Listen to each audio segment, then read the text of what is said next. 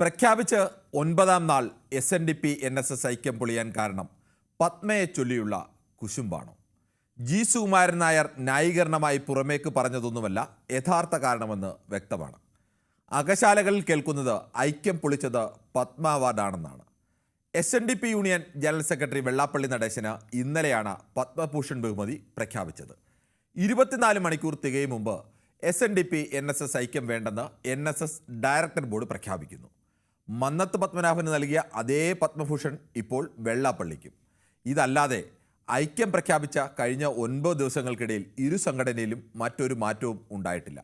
ഐക്യം അവസാനിപ്പിക്കാൻ പ്രധാനമായും 2 കാരണങ്ങളാണ് സുകുമാരൻ നായർ പറഞ്ഞത്. ഐക്യത്തിനു പിന്നിൽ രാഷ്ട്രീയ ലക്ഷ്യമുണ്ടെന്ന് മനസ്സിലായി. ചർച്ചയ്ക്കായി നിയോഗിച്ചത് BDJS നേതാവായ തുഷാർ വെള്ളാപ്പള്ളിയാണ്. ഇതിൽ വെള്ളാപ്പള്ളിയുടെ 2 വള്ളത്തിൽ ചവിട്ടിയുള്ള രാഷ്ട്രീയ കളി കഴിഞ്ഞ 9 ദിവസത്തിനിടയിൽ ഉണ്ടായ ഒന്നല്ല. വെള്ളാപ്പള്ളിയുടെ രാഷ്ട്രീയ തന്ത്രങ്ങൾ തിരിച്ചറിയാൻ ശേഷിയില്ലാത്ത ആളുമല്ല സുകുമാരൻ നായർ. ഇനി ചർച്ചയ്ക്ക് തുഷാറിനെ വിട്ടതാണ് പ്രശ്നമെങ്കിൽ പകരം മറ്റൊരാളെ വിടാൻ പറഞ്ഞാൽ തീരുന്ന പ്രശ്നമേ ഉണ്ടായിരുന്നുള്ളൂ. അപ്പോൾ ഇത് രണ്ടുമല്ലെന്ന് വ്യക്തമാണ്.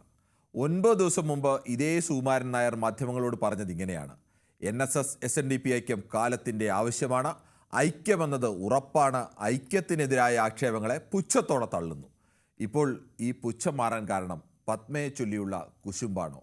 എന്തായാലും രാഷ്ട്രീയ സമ്മർദ്ദ ശക്തിയാകാനുള്ള സുകുമാരൻ നായരുടെയും വെള്ളാപ്പള്ളി നടേശൻ്റെയും നീക്കം ഒരിക്കൽ കൂടി പൊളിഞ്ഞിരിക്കുന്നു. SNDP NSS ഐക്യം പൊളിയാൻ കാരണമെന്ത്? ഐക്യം പൊളിച്ചതാര്? ഈ വിഷയമാണ് ന്യൂസ് 18 പൊതുവേദി ചർച്ച ചെയ്യുന്നത്. പ്രേക്ഷകർക്കും പ്രതികരിക്കാം.